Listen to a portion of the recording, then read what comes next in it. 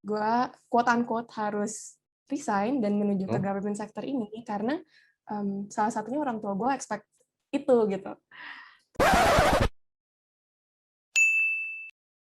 Kembali lagi bersama gue, Jonathan N. di Cubits, curhat berbayar tapi gratis. Jadi mungkin buat teman-teman yang belum tahu, gue buka sesi curhat berbayar.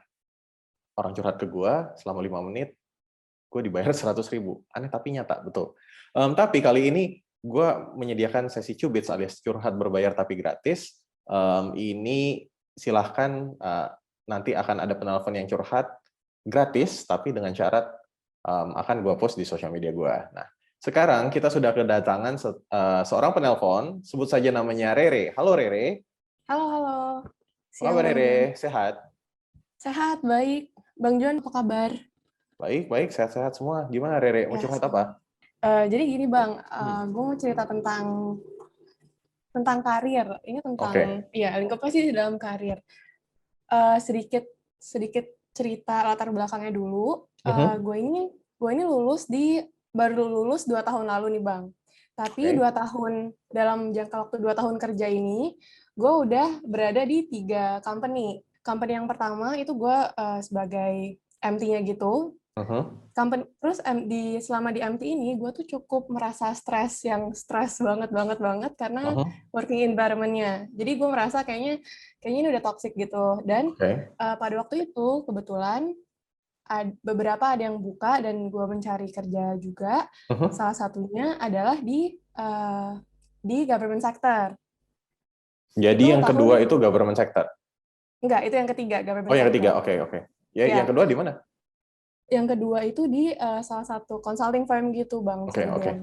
Ya, terus? Nah, sebenarnya kenapa gue apply buat government sector, tapi yang Mhm. keduanya justru consulting, adalah karena pas gue apply sebagai government sector ini di tahun 2019, Mhm. itu lumayan ada gap nih Bang, karena ada COVID juga dan lain-lain, sehingga intake-nya itu baru 2021 kemarin, baru Januari atau Februari kemarin gitu lah.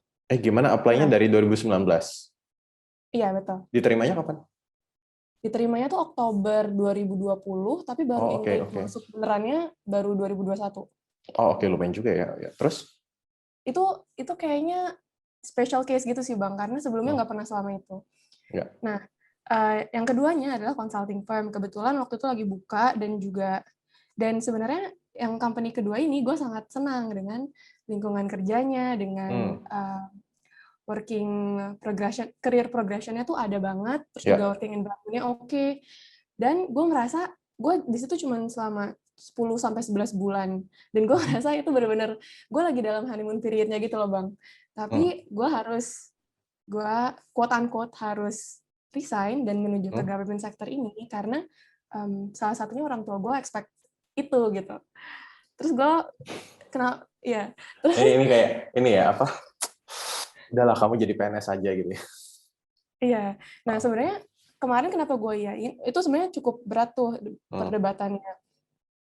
Cuman orang tua gue yang pengen banget itu misalnya ya, ini nggak beneran ya, misalnya yang pengen banget adalah bokap gue gitu ya. Hmm. Tapi nyokap gue bilangnya, udah kamu turutin aja bokap, karena pasti ada doa bokap di sana dan lain-lain gitu lah.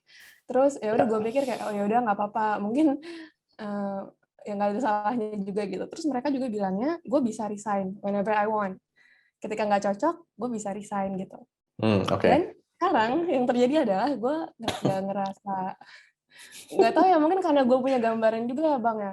Ah. Jadi gue merasa yang di sini benar-benar rigid dan kayak nggak ada career progression, terus juga secara lingkungan kerja nggak apa ya, kurang dari ekspektasi gue, walaupun ekspektasi gue udah gue turunin nih Bang. Ya. Iya. Jadi gue bingung sih intinya. Menurut Bang Oke. Jon Oke. gimana? Oke. Em, Diskusikanlah sama keluargamu ya. Karena gini, kamu masuk sini karena keluargamu, gitu ya. Ya kan, karena orang tua tadi kan. Jadi kalaupun kamu mau keluar, at least kamu dapat restu dari mereka, gitu ya. Mm-mm. Em, Bagian itu satu. Bagian dua sebenarnya. Em, Iya, nggak tahu sih. Ini kan baru ya. Jadi kamu kan baru masuk kapan? Februari? Februari Iya, 2021 berarti kan? iya. Iya, benar. Februari, Maret, April, Mei, Juni. Jadi baru 4 bulan nih, Iya, betul. ya kan? Nah, aku tidak tahu apakah 4 bulan itu waktu yang cukup untuk kita menilai satu perusahaan. Karena mungkin bisa jadi mau itu swasta, mau itu pemerintahan ya, bisa jadi kita kan masih belum tahu dalamannya gimana, masih belum terlalu berinteraksi dengan orang-orangnya gitu loh. Jadi apakah 1 tahun itu sebenarnya cukup, atau apakah misalnya 4 bulan itu cukup untuk mengenal, atau kamu butuh waktu 1 tahun, mungkin 2 tahun gitu untuk tahu sebenarnya benar nggak sih kayak gini, benar nggak sih nggak ada career progression gitu. Mungkin sebenarnya ada, mungkin kita belum bisa melihat, mungkin belum kelihatan aja tuh gitu. Nah, jadi what I would suggest is kamu coba explore dulu di company ini. Habis itu kalaupun ternyata oh ya udah setelah 1-2 tahun ya, kalau memang mau cabut, ya silakan diskusikan dengan orang tuamu tadi. Tuh. Yang penting kayak kasarnya kamu masuk sini karena mereka, ya sebaiknya keluar pun ada approval mereka. Gitu. Takutnya sekarang kan kayak kamu masih kesengsem sama kantor lama nih, gitu ya.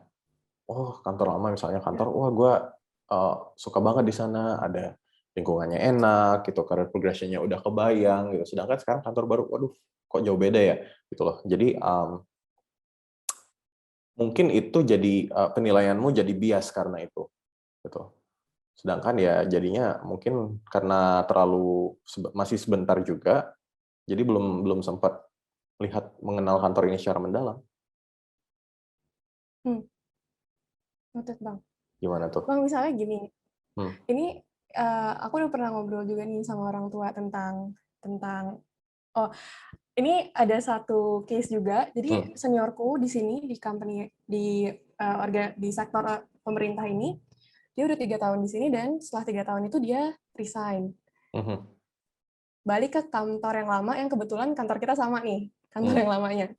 Nah, terus orang yang kedua, dia setelah 3 bulan periode training ini, yang kan aku mulai dari Februari itu, dia 3 bulan setelah Februari dia resign karena dia ngerasa dia udah nyari-nyari celah-celahnya banyak gitu, dan ya nggak ada gitu jalannya kebetulan, Bang. Terus akhirnya dia resign setelah 3 bulan ini. Nah, sebenarnya yang bikin aku takut adalah aku takutnya aku ngabisin waktu kalau nunggu lebih lama lagi ketika udah mungkin yang aku cari nggak ada jawabannya di sini gitu. Yang aku cari dalam hal ini adalah career progression gitu ya, Bang ya. Betul. Nah, tapi kan kamu tidak bisa mendapatkan jawaban itu cuma dengan 3 bulan loh, 4 bulan gitu loh. Kalau misalnya sudah 3 tahun dan stuck, dan dia merasa, oh kayaknya memang ya gue di sini udah gue melakukan usaha apapun gitu ya, tapi mentok gitu. Nah itu aku bisa mengerti. Gitu. Tapi kalau misalnya baru 3 bulan gitu ya, dan ini, aku pun mencoba melihat ya dari sisi misalnya aku sebagai employer gitu. Kalau ada staff baru 3 bulan, dia tuh masih adjusting dengan company-nya gitu loh. Masih adjusting dengan company, terus masih adjusting dengan kolega, masih adjusting dengan culture-nya. Apakah 3 bulan itu cukup objektif untuk menilai satu perusahaan? Menurutku enggak. Meskipun mungkin kenyataannya, oh bisa jadi seperti itu ya. Tapi menurutku 3 bulan belum cukup. Itu ya.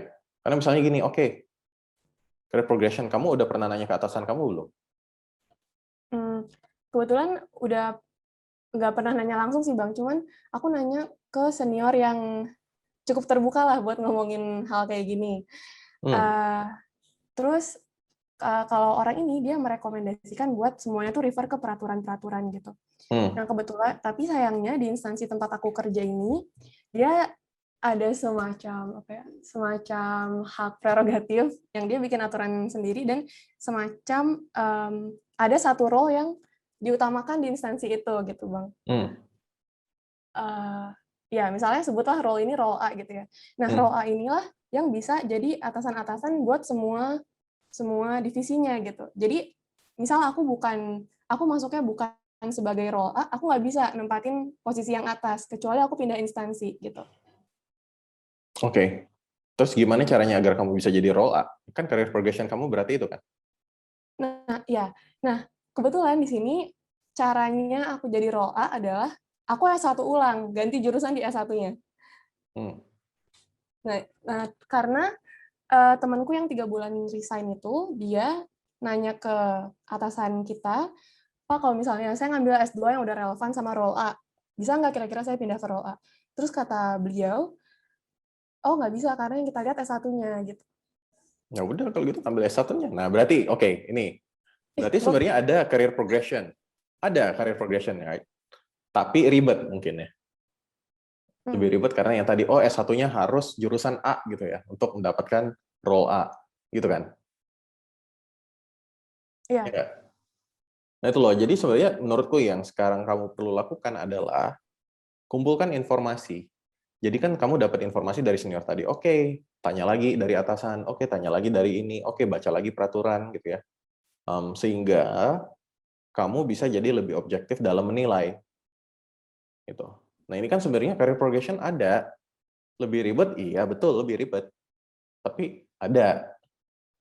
Gitu kan. Nah ini kan sudah geser tuh dari yang di awal, nggak ada career progression. Jadi, oh ada career progression tapi agak ribet.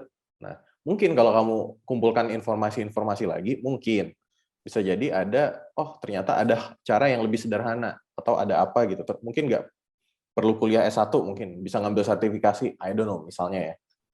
Bisa dengan sertifikasi ABC, siapa tahu. Gitu. Nah, jadi sebelum kamu memutuskan resign, ya coba pertimbangan matang-matang aja. Gitu. Iya, Bang.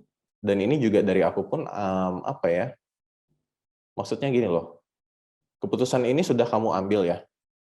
Iya. Keputusan ini sudah kamu ambil, dan jangan sampai malah ngerjainnya setengah-setengah gitu loh. Jadi ketika kamu cabut dari company A, masuk company B, ya, udah pol-polin di company B dulu. Keluarin effort kita semaksimal mungkin, gitu ya. Kalau memang ternyata udah keluarin effort semaksimal mungkin, hasilnya ya mentok segitu-segitu aja gitu. Sementara kita berharap sesuatu yang lebih, ya mungkin baru kamu bisa pertimbangkan untuk cari company lain. Tapi jangan sampai kayak sekarang kan masih kayak, oh dengar dari ini begini, dari itu begitu. Wah kayaknya, nah itu loh. Kayaknya nggak bisa nih, kayaknya nggak. Nah tapi kita sendiri masih asumsi sendiri. Nah sekarang coba diusahakan dulu. Kalau memang beneran nggak bisa setelah usaha, ya baru cabut. Gitu. Bukan aku melarang kamu cabut, bukan. Cuma aku merasa keputusan kamu mau cabut sekarang itu kurang objektif. Gitu. Kalau misalnya dengan pengalaman, dengan ada diskusi sana sini, oh ternyata memang hasilnya begini, ya udahlah, kok boleh buat, baru cabut. Nah itu kan lebih objektif, baru kamu bisa mengambil keputusan dengan lebih baik. Gitu. Iya, Bang. Itu, oke? Oke. Bang, aku boleh nanya satu lagi nggak? Apa? Ini ada timeline-nya gitu nggak sih, Bang? Maksudnya takutnya kelamaan stay kalau emang ternyata Oke. Coba nggak. dulu deh setahun, coba Ini setahun aja ya. dulu. Coba setahun, put your effort ya, semaksimal mungkin di setahun ini. Oke. Habis itu silahkan kamu evaluasi lagi, apakah memang cocok, nggak cocok, atau bisa diapa-apain, bisa diusahakan, atau emang nggak bisa diusahakan. Oke? Oke, Bang. Oke, jelas.